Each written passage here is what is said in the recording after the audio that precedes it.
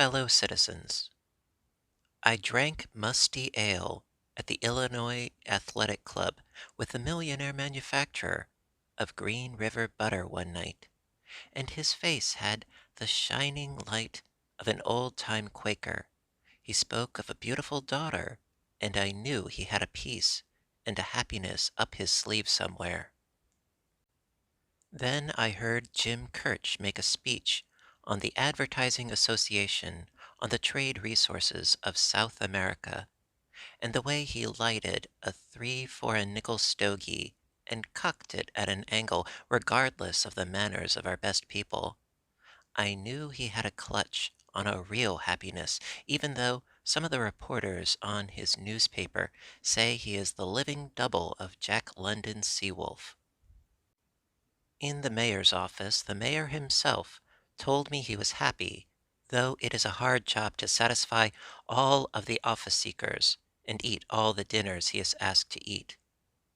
Down in Gilpin Place, near Hull House, was a man with his jaw wrapped for a bad toothache, and he had it all over the butter millionaire, Jim Kirch, and the mayor when it came to happiness. He is a maker of accordions and guitars, and not only makes them from start to finish, but plays them after he makes them. And he had a guitar of mahogany with a walnut bottom he offered for $7.50 if I wanted it, and another just like it, only smaller, for $6, though he never mentioned the price till I asked him. And he stated the price in a sorry way, as though the music and the make of an instrument count for 1,000,000 times more than the price in money. I thought he had a real soul and knew a lot about God. There was a light in his eyes of one who has conquered sorrow, in so far as sorrow is conquerable or worth conquering. Anyway, he is the only Chicago citizen I was jealous of that day. He played a dance they play in some parts of Italy when the harvest of grapes is over and the wine presses are ready for work. Two neighbors. Faces of two eternities keep looking at me. One is Omar Khayyam, and the red stuff wherein men forget yesterday and tomorrow, and remember only the voices and songs, the stories, newspapers, and fights of today. One is Louis Cornaro, and a slim trick of slow, short meals across slow, short years, letting death open the door only in slow, short inches. I have a neighbor who swears by Omar. I have a neighbor who swears by Cornaro. Both are happy. Faces of two eternities keep looking at me. Let them look. Style. Style. Go ahead talking about style. You can tell where a man gets his style, just as you can tell where Pavlowa got her legs, or Ty Cobb his batting eye. Go on talking, only don't take my style away. It's my face. Maybe no good, but anyway, my face. I talk with it. I sing with it. I see, taste, and feel with it. I know why I want to keep it. Kill my style, and you break Pavlowa's legs, and you blind Ty Cobb's batting eye. To Beachey, 1912.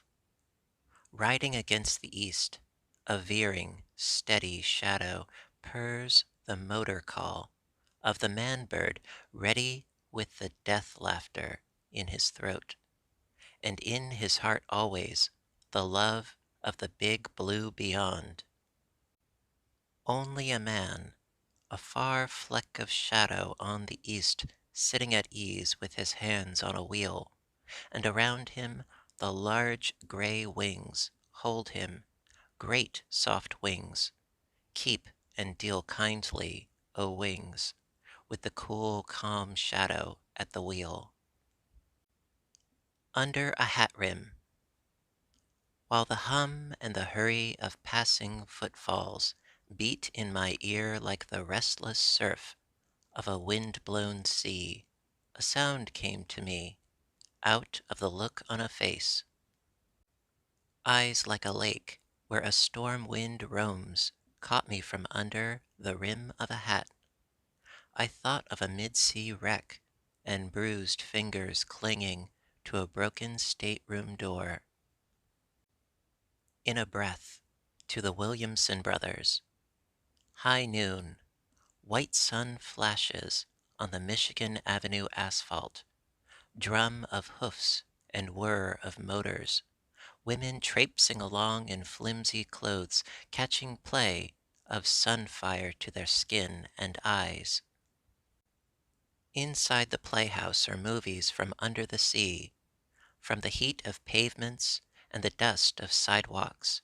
Passers-by go in a breath to be witness of large cool sponges, large cool fishes, large cool valleys and ridges of coral spread silent in the soak of the ocean floor thousands of years. A naked swimmer dives. A knife in his right hand shoots a streak at the throat of a shark. The tail of the shark lashes. One swing would kill the swimmer. Soon the knife goes into the soft underneck of the veering fish, its mouth full of teeth, each tooth a dagger itself, set row on row, glistens when the shuddering, yawning cadaver is hauled up by the brothers of the swimmer. Outside in the street is the murmur and singing of life in the sun. Horses, motors, women traipsing along in flimsy clothes, play of sunfire in their blood. Bath. A man saw the whole world as a grinning skull and crossbones. The rose flesh of life shriveled from all faces. Nothing counts. Everything is a fake. Dust to dust and ashes to ashes, and then an old darkness and a useless silence. So he saw it all. Then he went to a Misha Elman concert. 2 hours waves of sound beat on his eardrums. Music washed something or other inside him. Music broke down and rebuilt something or other in his head and heart. He joined in 5 encores for the young Russian Jew with the fiddle. When he got outside, his heels hit the sidewalk a new way. He was the same man in the same old world as before, only there was a singing fire and a climb of roses everlastingly over the world he looked on.